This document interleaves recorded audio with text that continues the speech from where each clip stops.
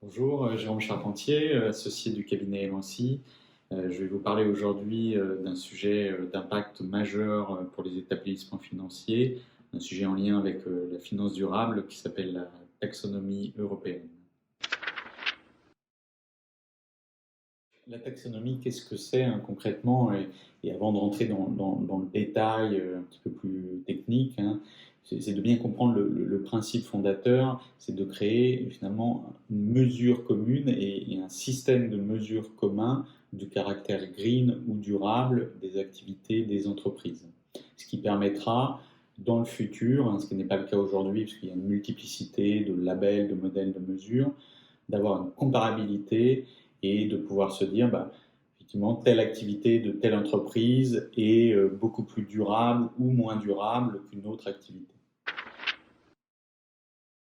On a parlé de nouveaux systèmes de mesure. Donc, ce qui est important, c'est de bien comprendre derrière les principes de cette mesure et de ce calcul qui vont se traduire in fine par un indicateur quantitatif.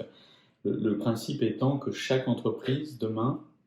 va devoir finalement screener ses activités et au regard d'un certain nombre d'objectifs environnementaux définis par la taxonomie, vérifier si elle passe les seuils ou non définis par la taxonomie. Seuils pouvant être par exemple son niveau de dégagement de CO2. Et in fine, ça va permettre de sortir un indicateur quantitatif en disant je suis telle entreprise, je suis aligné à la taxonomie à 30%. Qu'est-ce que ça voudra dire? Ça veut dire que cette entreprise a 30% de son chiffre d'affaires lié à des activités qui ont passé les seuils de la taxonomie. Donc ce qui est important de comprendre, c'est que ça ne sera pas un indicateur je suis green ou pas green, mais vraiment un pourcentage d'alignement, ce qui permettra de comparer une entreprise qui a 30%, une autre qui a 50%, et de vraiment comprendre à quelle proportion une entreprise a des activités qui sont alignées à ces contraintes et à ces normes fixées par la taxonomie.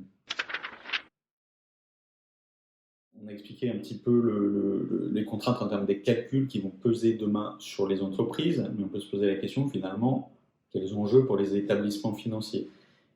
C'est là où il y a des enjeux qui sont énormes, puisque les établissements financiers vont devoir utiliser toute cette donnée de taxonomie fournie par les entreprises pour elles-mêmes évaluer finalement la propre proportion de leurs activités qui vont servir, financer l'économie dite verte.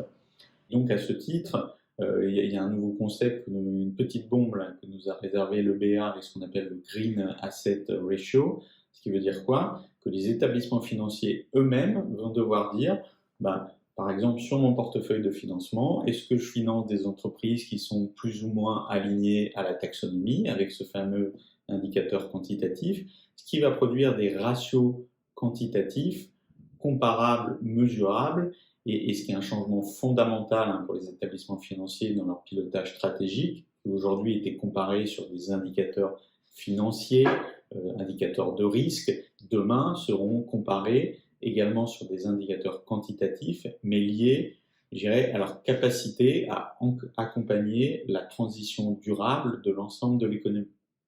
Au-delà de ces enjeux fondamentaux et stratégiques, la mise en œuvre opérationnelle de cette taxonomie européenne et du Green Asset Ratio qui va avec va être assez importante et à tous les niveaux